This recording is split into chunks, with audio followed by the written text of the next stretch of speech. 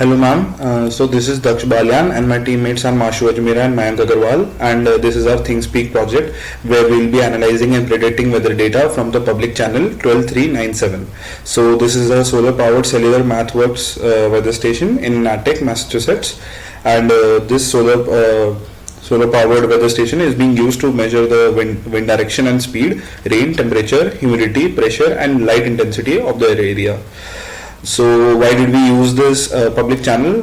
This was because it has the most consistent data and up-to-date data out of all the other channels. Now I'm running this code block which will remove all of the variables that are still present in the current workspace due to the previous running of the program.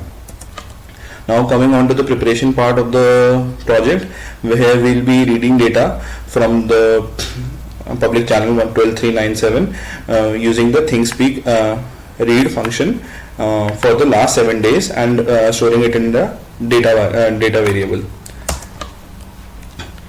This will extract data in 7 fields: timestamp, wind direction not degrees, wind speed mile per hour, humidity, temperature in Fahrenheit, rain inches per minute, and pressure in Hg, mercury. So now to improve our model, we will be removing outliers in the data set, which are parts where sensors read faulty data.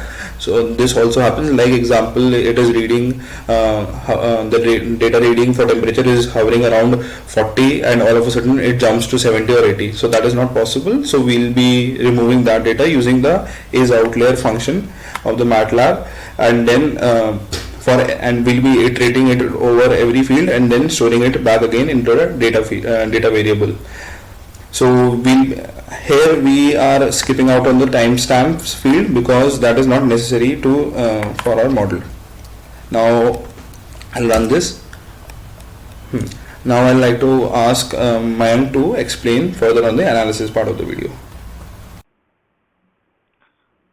Myself Mayank, and I will be talking about the analysis part. So we have divided the analysis part into some components, wherein each we extract some useful information, or we use the extracted information to compute some other components for better understanding of the trends and correlations. So first is maximum and minimum temperature over the last week. By this we can get the maximum and minimum temperature and the corresponding date to that temperature. So I will run this section. So we get the maximum temperature for the past week as 64.30 Fahrenheit on 13th March, and on 15th March I get the minimum temperature as 15 Fahrenheit. So next is average humidity over the past week.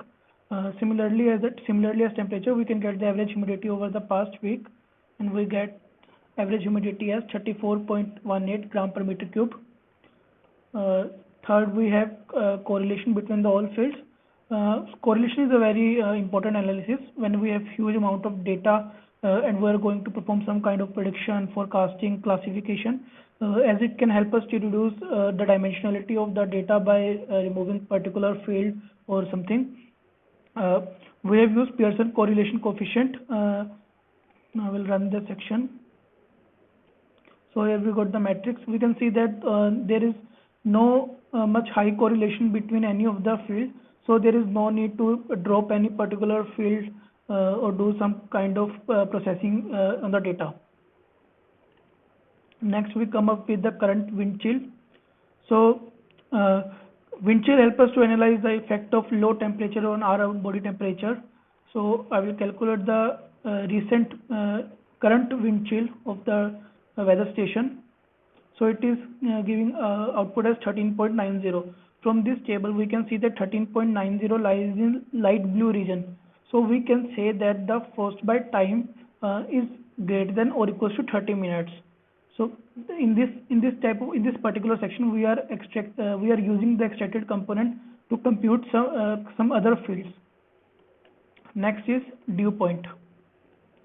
It is the temperature at which the water vapor in the air comes in equilibrium with the liquid water. Means we can say that the temperature at which rate of evaporation is same as the rate of condensing. So current dew point is 29.25 degree Fahrenheit. So at this temperature, rate of evaporation is equals to the rate of condensing. So next, Marshu will take you through the visualization part. Hello, I am Marshu Ajmera. Here I will be analyzing the data using visualization features provided by MATLAB. At first, we have visualized the temperature and wind speed data for the past week. We can see there is no much relation that we can justify using this graph.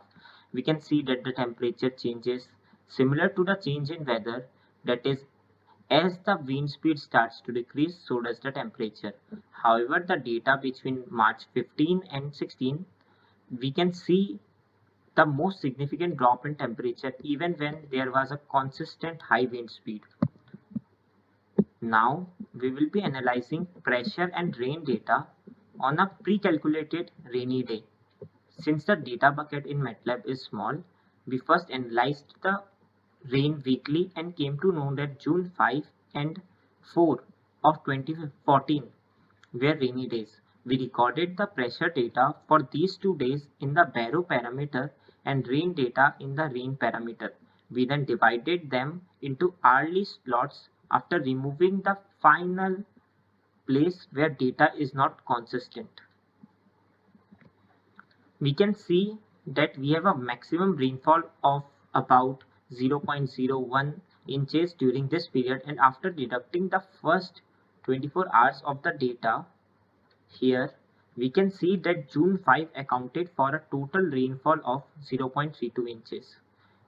Using the calculated hourly rain and the barometric pressure on the two particular dates, we plot the data using graphs with pressure and rainfall on the x-axis, on the y-axis, and the data on the x-axis. Using MATLAB functions, we then fit a trend line to the barometric pressure data, and the data plotted alongside the rainfall is analyzed. After the analysis, we infer from figure 3 and 4 that the barometric pressure does indeed drop before our heavy rainfall event as backed by scientific principles.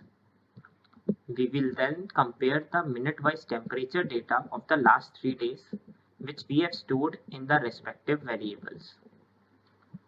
We see that on day 1, that is yesterday, the temperature started from a lower Fahrenheit of about 30, saw a not so significant dip in the middle, and then rising averagely. We have a higher temperature and the most considerable dip for day 2 before a slight rise. Finally, the third day sees a relatively higher temperature and not so much drop in the middle. That's all from my side. Thank you. Now, after analyzing our data and visualizing it, we come on to the predictions of forecasting the data. So here I'll run this cell. The model that we have chosen, it is based on our trial and error, and these are the values which best suited our model and gave the least error.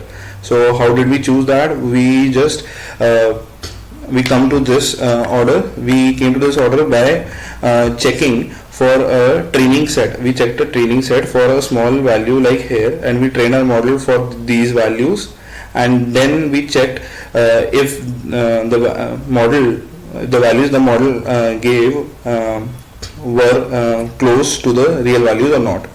And then we came on to these order values, and then we used the polyfit function of the MATLAB to create a polynomial fitting to our data, and then we calculated the value of the forecasted values for the by putting it into the polynomial that we got from the polyfit function. So these are the forecasted values in the graphs. The wind direction, this is the wind speed, this is the humidity forecasting, temperature, rain inches per minute, this red part, and the pressure, this, and we are looping over every, in this code we are looping over every field to run the same forecasting same model. Thank you.